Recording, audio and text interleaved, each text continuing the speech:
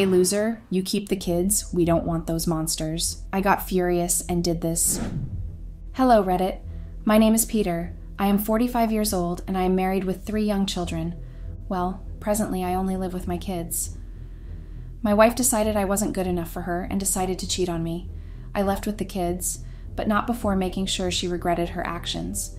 Don't get me wrong, I really loved Miranda, and I thought she felt the same way about me. Maybe she did from the beginning, but I guess she stopped loving me along the way. I caught my own wife cheating on me after almost 15 years of being married, and all she could tell me, or was it scream at me, after I confronted her was, "Hey loser, you keep the kids, we don't want those monsters." I got furious and did this. I made sure to ruin her lover's reputation and indirectly ruin hers, and now they are behind bars to serve a term for dealing and selling drugs. Miranda is there as his accomplice. Funny how she now remembers she has a husband and kids, and she's been trying to reach me to help her get a lawyer because all the money she thought she had has been seized. Do I regret what I did? Maybe. Do I still love her despite what she did? Sadly, yes. Why am I on this app writing my story? Because I need advice from you guys. Her mom keeps calling me to help her daughter. I couldn't block her off since, despite what her daughter did, she's still my children's grandma, and she was a good mother-in-law. And the painful fact is, I do want to help her because I'm still very much in love with her. And somehow in my head, I do want her back because she sounds like she's regretted her actions and wants to come back. You won't understand until I've explained the story right from the beginning. You see, before I met Miranda, I was a school teacher. She had come to the school where I taught to pick up her nephew, who happened to be in my class. I fell in love with her. It was love at first sight. Miranda lived with her mom and her nephew, whose mom, her own sister, died giving birth to him. Miranda is a very pretty lady, I won't lie. When at first I noticed I had feelings for her, I refused to approach her directly because I knew that many other men obviously desired her. I didn't come from their town. I just came to work and settled there. My parents, though, opposed it because they didn't want me out of their sight. You see, my parents are very rich, and they always tried to enforce their decisions on me. The school I went to, the friends I had, and even they had to have a say on every girl I dated. I've always been the all-perfect child, so all my life was planned out by my parents. I studied engineering because my parents chose that for me, even though I never wanted to. So, after I was done with school, I left home. I didn't want to be under their influence for life, so I left without letting them know where I was. They were so angry that they blocked my account, so I couldn't have access to their money. The little cash I had was just enough to rent an apartment and buy a few pieces of furniture for my home when I settled in the town.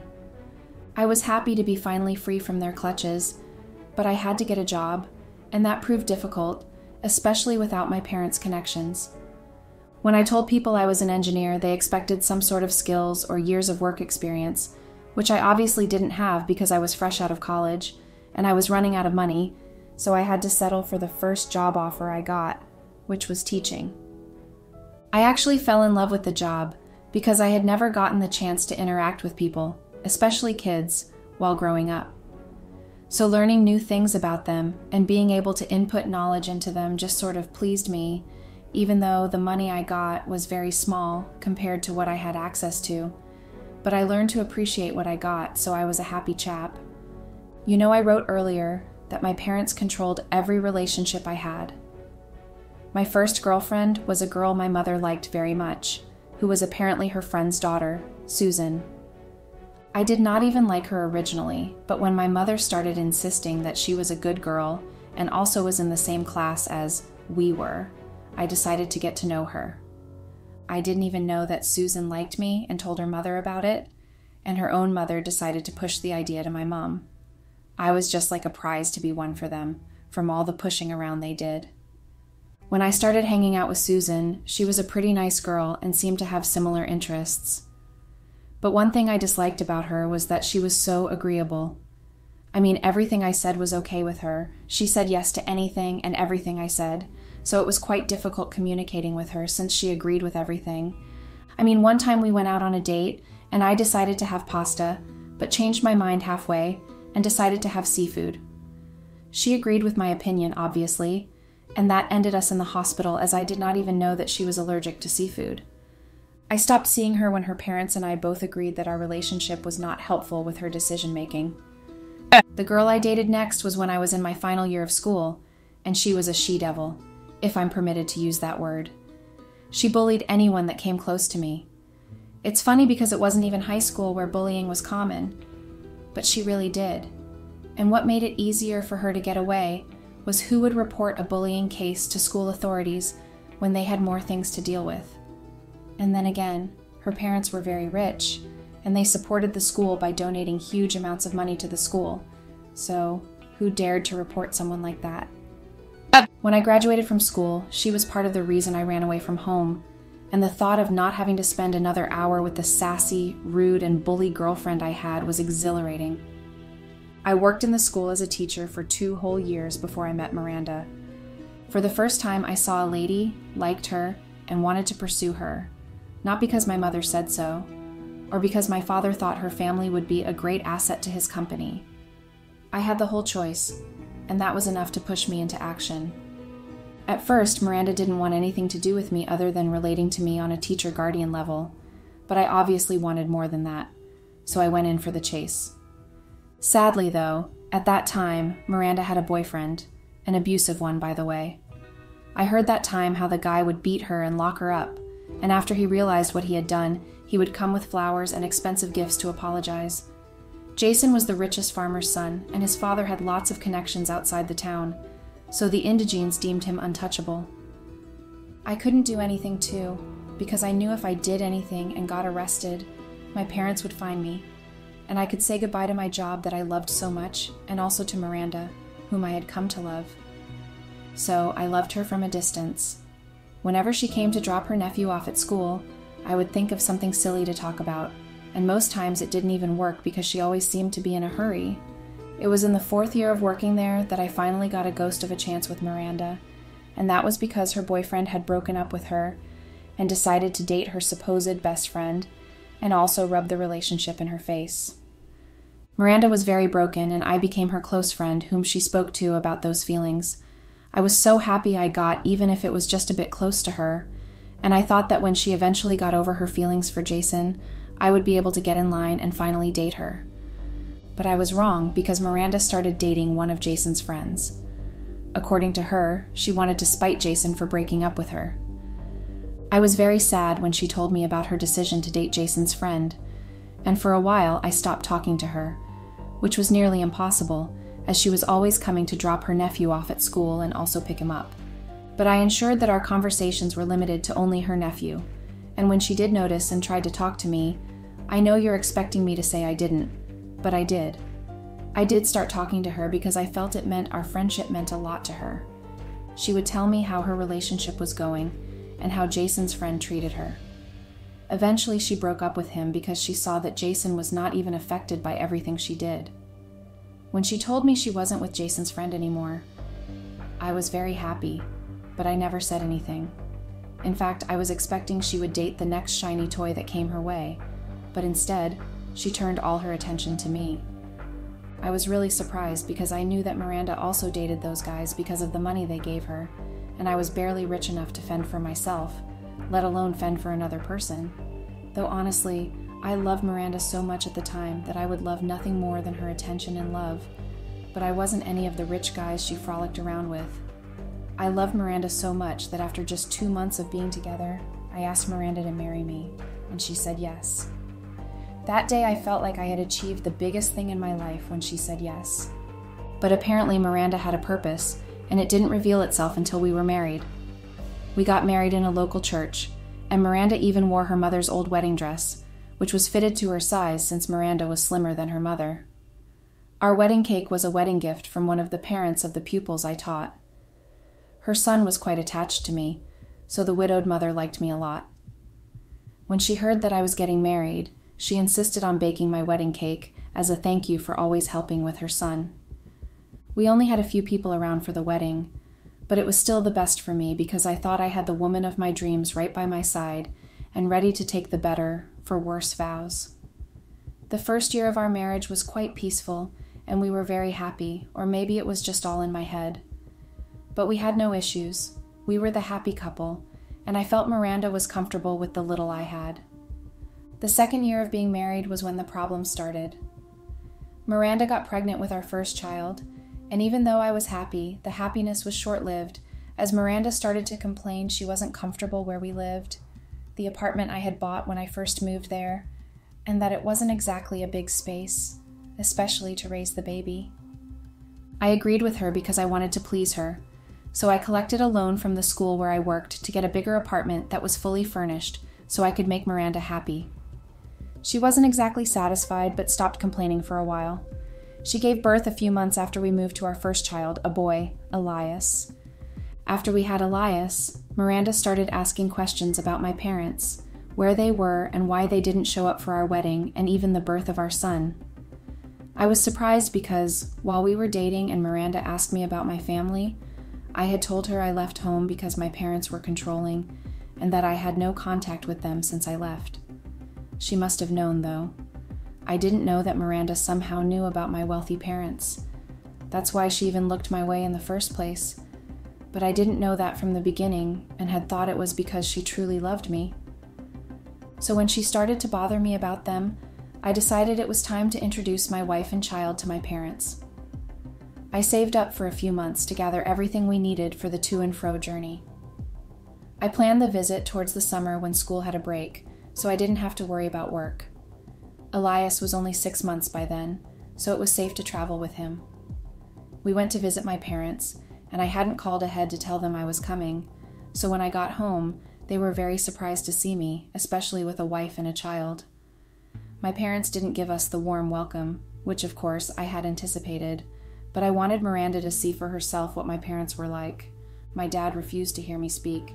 He was so angry I left the house, and not only left, but went and saddled myself with a wife and kid. He threatened to cut me off his family tree and would never see me again. My mother told me that the only thing she'd want before she accepted the baby was a DNA test. I was so angry with both of them, especially my mom, for trying to insinuate that my child wasn't mine, and I just left.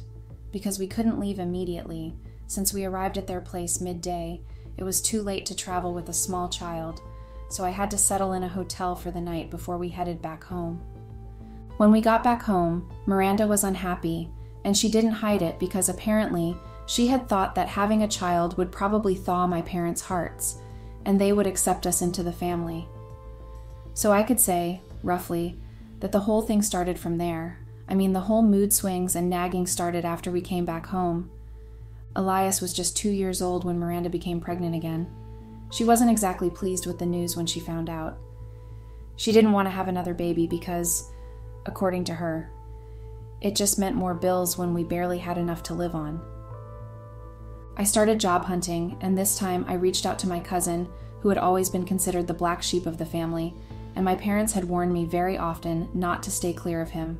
But for some reason I felt he was just misunderstood, and he was quite successful on his own, without the family's assets. He was one person that I actually did look up to in the family because he was strong enough to say no and go out and work on his own. So when I called him and told him about my situation, he agreed to help me, and apparently he was proud of me for finally seeing sense. Jack, my cousin, did help me secure a job. Not as good as the one my parents could have gotten me, but it was more than good enough. I was able to move into a much bigger house, pay off my loan, and buy everything my family needed. Miranda gave birth to our second child, a boy again, and we named him Arnold. I was very happy with my boys and my wife. We were happy for a while until Miranda started hanging out with a new couple of friends, Alicia and Catherine. They both were not married, but Catherine was a single mother with 2 kids, and her kids attended the same kindergarten as my own kids, so that was how Miranda and Catherine met. Alicia, their third friend, had also been a friend of Catherine, so the trio became besties and were always hanging out together. Miranda started to have less and less time for the kids or even for me. She sometimes would come home really late, and most times tipsy and sometimes very drunk. When I talked to her about her new habit, she flared up, shouted at me, and then walked out. She didn't even bother coming back home that night, and when she did come home the next morning, she crashed and slept till evening. I didn't even say anything about it because I knew how she'd react again, so I let go of the whole issue, and she continued her newfound lifestyle. One time, I had to go on a work trip, and I left the kids with Miranda because it had been a holiday, so they didn't go to school. When I got back from the trip, I discovered that Miranda had hired a house help without even informing me about it. I was really upset because since I was the one paying for the services of the maid, I should have been informed, especially since I called every day I was on the trip. But Miranda, being Miranda, thought I didn't need to be informed and made the decision on her own. When I asked her why she employed a maid in my absence, she started to give lots of excuses, and I just had to accept it because I wanted to make her happy, and since I loved her so much too. All this continued until Miranda got pregnant again. She tried to get rid of the child without letting me know, but I had found a pregnancy test kit on our bathroom floor lying carelessly. When I asked if she was pregnant, she refused to say anything until I started insisting we went to the hospital to confirm if she was truly pregnant.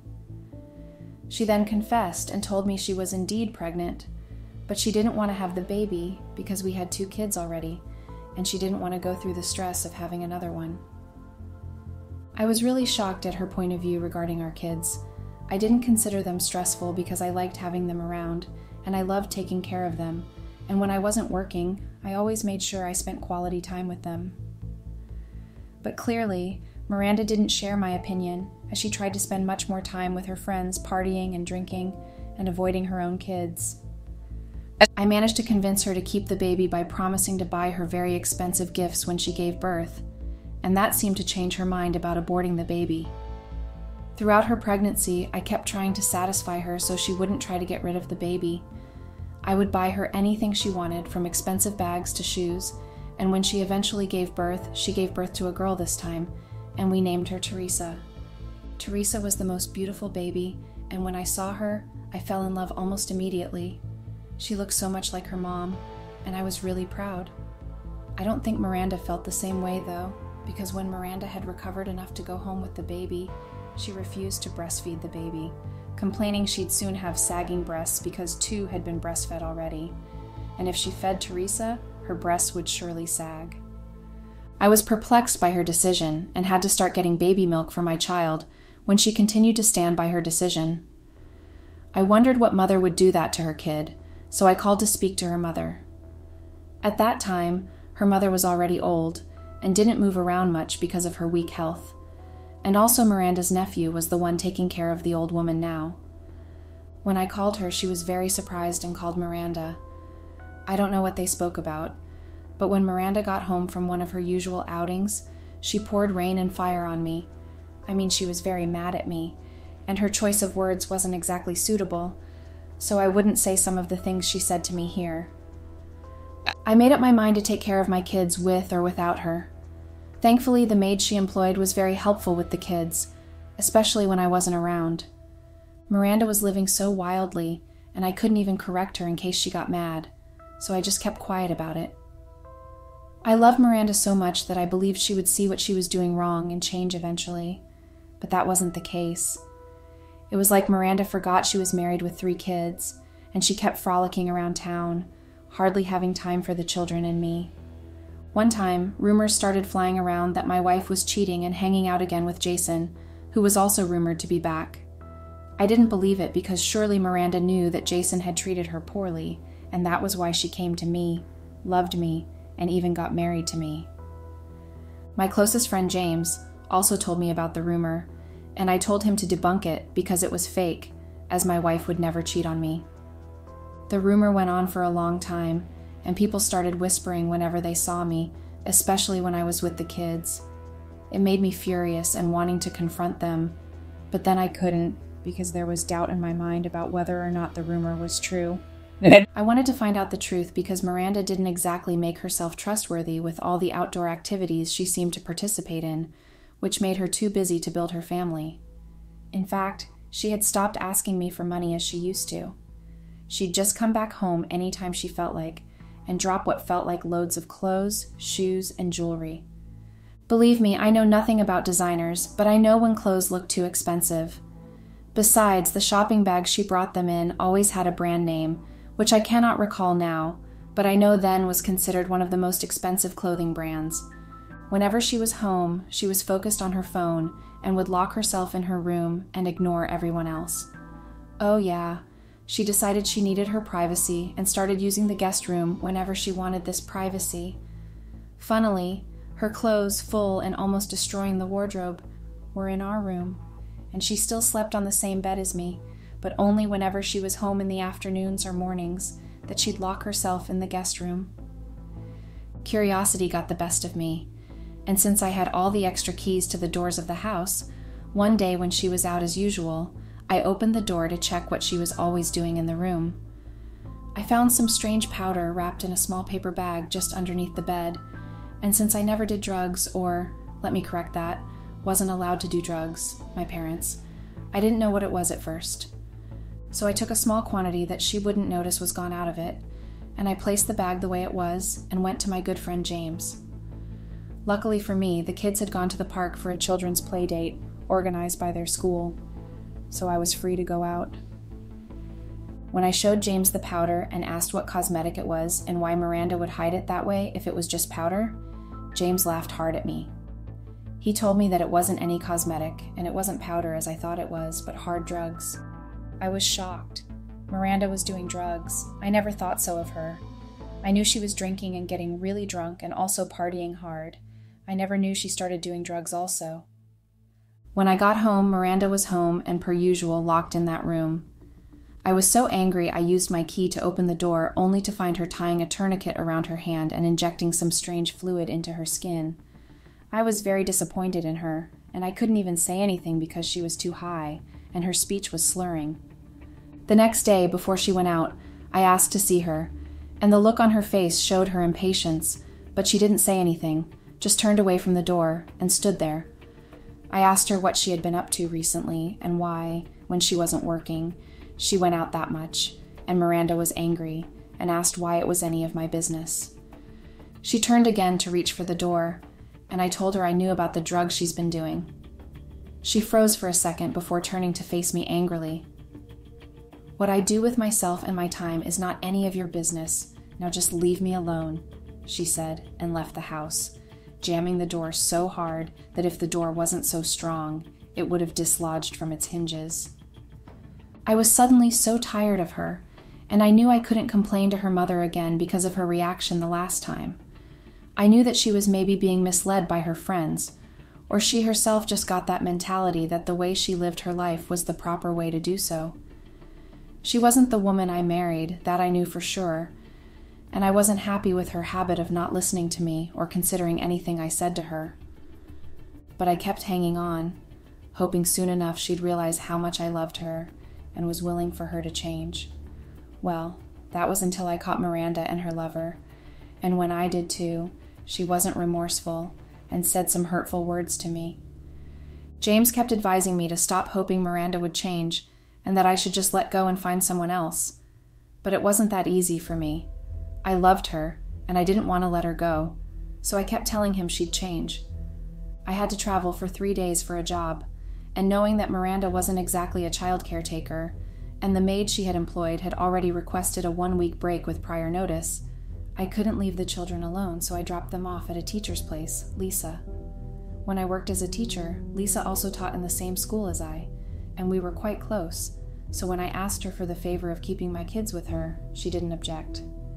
The work finished earlier than we planned, and within 2 days we were done, so I came home on the 3rd day instead of the 4th as planned. When I got home, I was surprised to see a flashy red car that wasn't mine parked incorrectly in front of my house. I knew it wasn't Miranda's too, because she didn't have one, so I was very suspicious. I parked my car some meters away from my house and trekked to my house, using the back door instead of the front. I didn't want to alert whoever it was inside so they wouldn't leave before I got the chance to see who it was. I heard laughter inside my bedroom, and I was surprised to see scattered clothes on my couch. The whole living room was a mess and littered with boxes of food they probably ordered. I went to the room and found the door wide open with lots of scattered clothes on the floor, and even the wall was stained with maybe pizza. I wouldn't even know. There were lots of syringes and some evidence of hard drugs on the mini table, which I used for studying while I'm less busy. The drugs had probably been used before I arrived, so there were only tiny freckles here and there on the table. While I was still taking in the state of my room, Miranda came out of the bathroom butt naked, and she froze when she saw me. She was followed closely by Jason, who was also naked. The feeling of betrayal that day was so strong. I felt like my chest was twisting into different folds all by itself, and I could barely breathe. I was furious and sad and pained all at the same time. Miranda, after recovering from the shock of seeing me, walked to one corner of the room and picked up the bathroom robe she must have carelessly discarded before, while Jason quickly put on his underwear and moved to the table, took a cigarette, and pumped it, filling the room with smoke. I was at a loss for words because they weren't acting like they'd just been caught cheating and doing drugs. I was very angry and walked towards Miranda, pointing at her with my index finger, and I shouted, saying how dare she bring her stupid lover to my own home. I was asking if she had no shame, and what if her kids had been around to see her. She just shrugged her shoulders and told me that I wasn't enough, and I didn't do the things Jason did for her. She couldn't care less whether the kids saw her because she loved Jason.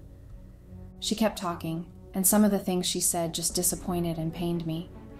Apparently, she had heard that I had super rich parents, and that was why she married me and gave birth, so that my parents would accept us back into the family and she would be a super wealthy wife.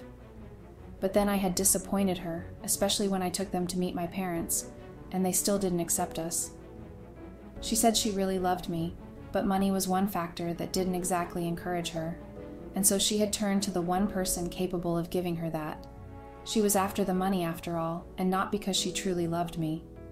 One thing she said last, and I won't ever forget, was when I had angrily told her to leave my house, but if she left, she could forget she ever gave birth. And she had replied and said, "Hey, loser, you keep the kids, we don't even want those monsters." I was so furious, and after they left in Jason's flashy car, I called the police and handed over the evidence of illegal possession and consumption of drugs to them. Jason and Miranda were arrested. In their investigations, they found out that Jason had been selling the drugs too in large quantities. And that was how he got his money because, apparently, his dad had disowned him long ago, so he had no access to his dad's money and started dealing drugs to earn money. Miranda didn't even know Jason was a drug dealer. She only took the drugs, so her offense was slight, but Jason lied and said she was his accomplice. Miranda started calling and begging me to get her a lawyer because she regretted her actions and didn't want to go to prison. So guys, what do you think I should do? No matter how stupid this may sound, I still love Miranda, and she's still my wife. What exactly can I do? Update. Hello, Reddit, it's me again. I just wanted to say thank you guys for all the advice and support I received. They were enough to help me get going. Just want to update you guys on the recent happenings. I called my parents and told them about my wish to come back home, and surprisingly, they didn't oppose. Perhaps something to do with old age. I went back to my home with my kids, and my parents have just been wonderful with them. I also filed for a divorce while at it, and now I'm officially a free single man with 3 kids. Miranda keeps sending messages whenever she gets the chance, telling me how sorry she was and how regretful she'd be for the rest of her life for living that way and for hurting me. Miranda and Jason are now officially serving terms too. I don't know for how long because I didn't wait around to hear the verdict. I just had to leave so I wouldn't cave and try and help her. She hurt me really badly, and it's only now I realize just how toxic our marriage was, with me always trying to please her, and with her still not appreciating my efforts and belittling them. Luckily enough, the children don't miss their mother, as she was never even really around. The one person they did miss was our housemaid, so I requested that she'd be brought here and help with the kids again. My parents and I had a very long talk, and they apologized for trying to control my life, which led me to make certain decisions and run away from home and meeting Miranda. Truly, if they had never been controlling, I wouldn't have had to leave home in the first place, and meeting Miranda would have been 1 in a million chances of happening. But then again, that meant I wouldn't have had the chance of fathering my 3 wonderful kids, and I realized that I would go through that pain she caused me just to have my kids with me. I wouldn't lie. It's still hard moving on from Miranda because I've never loved anyone the way I loved Miranda, and I don't think I'm ready to open my heart to anyone for some time. because Miranda ruined the taste of love for me, really. Update. Hello, Reddit. This is my last post here, and I just wanted to say thanks again for all the support I received. You guys have just been so helpful in my healing process. I'm still not 100% over Miranda, and she still somehow sends me texts about how sorry she is. But now I'm not affected by the texts. She deserved the payback she got, really. I'm a happy man living with my kids and their grandparents. Miranda's mother passed on a few weeks ago, sadly. I guess her heart couldn't take what her daughter did. Miranda really hurt many people, including her kids. It's like the kids forgot they had a mother. Especially Teresa. I guess not even trying to bond with your kids could do that. My parents are trying hard to help me get over Miranda. They keep trying to introduce me to some ladies that are single or setting me up on blind dates. But as I've told them, I don't think my heart can take any hurt again. ... IT quote S really closed up. And I feel like I can only open my heart again in some years to come, maybe, but right now, I don't think so. I guess they got the memo because this time they actually listened to me and stopped pestering me about having someone new to especially take care of my kids. I am quite capable enough to take care of them. And besides, even when their mother was still around, I did most of the caring. So thank you all for listening to my story, really. Thanks and goodbye.